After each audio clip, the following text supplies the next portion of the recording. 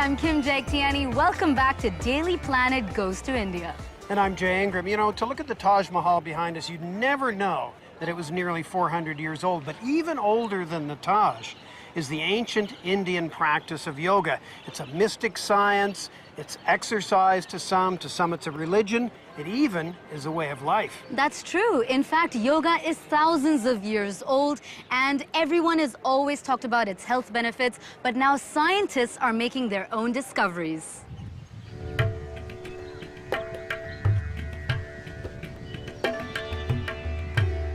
It's early morning at the SVYASA Institute.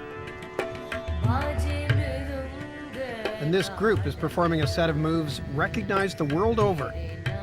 They're practicing under the imposing figure of Swami Vivekananda, the man who introduced yoga to the West in the late 1800s. Yoga is synonymous with a state called samatvam. That's a Sanskrit word for equilibrium or harmony. Harmony within and harmony with the world around.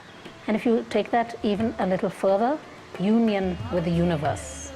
In India, it's a way of life, something spiritual.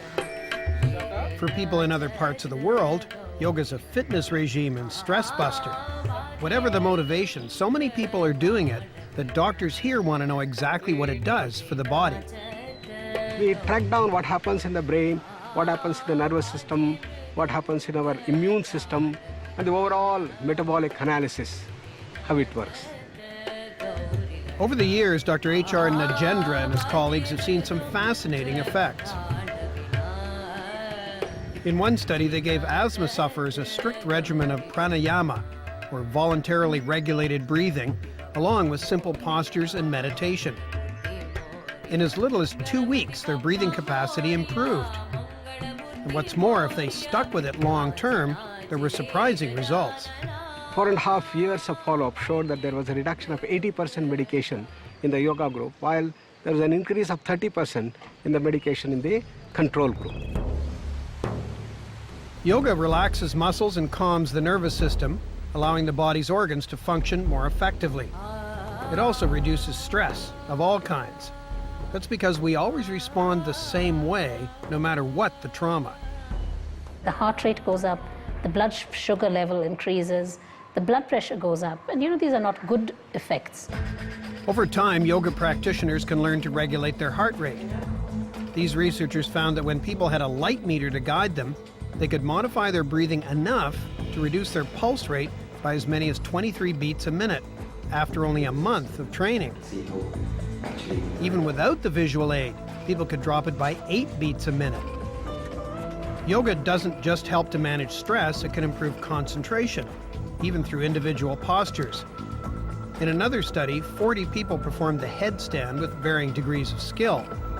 Some got up in 1 step, others in 2. As they began, a specific part of the nervous system was engaged.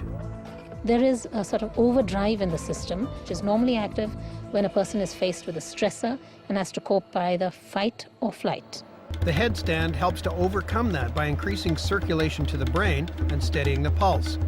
And although it can lead to sweaty palms, these are all signs of an increased alertness and improved concentration. But then yoga is supposed to focus the mind. That's why people meditate, sitting still or lying flat.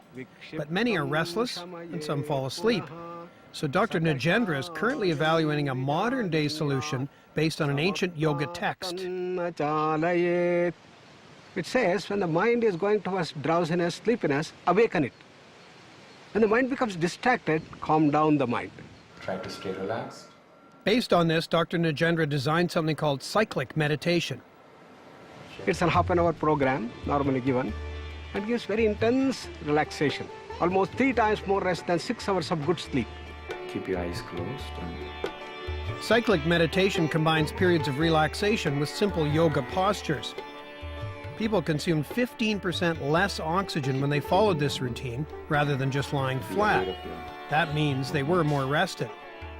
And brainwave activity of people performing simple tasks after cyclic meditation showed improved concentration. So it obviously shows that there are subsystems in the brain which can allow us to be attentive without being stressed. And this needs further work to understand which those subsystems are. After hundreds of studies, these researchers are now designing yoga programs for schools and businesses like watch factories. Yoga also improves dexterity, that is the ability to do very skilled tasks with the fine muscles of the fingers. They've also developed a regimen for Air Force pilots. And what we found was at the end of a 45-minute practice over a 1-month period, they were able to see a flickering light even when it is flickering at very high frequencies, and also it reduced their perception of optical illusions. More work is needed to know whether that's a result of changes in the eyes, the brain, or both. These researchers are continuing to look at yoga's benefits for everything from schizophrenia and tuberculosis to arthritis and cancer. Regardless of what they find, they know what most Indians have known for the last 5,000 years.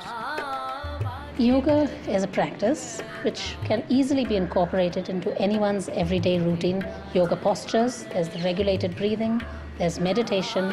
Any one of these or all of them collectively can produce benefits which can be seen in as short a time as 10 days, depending upon the type of benefits you're looking at.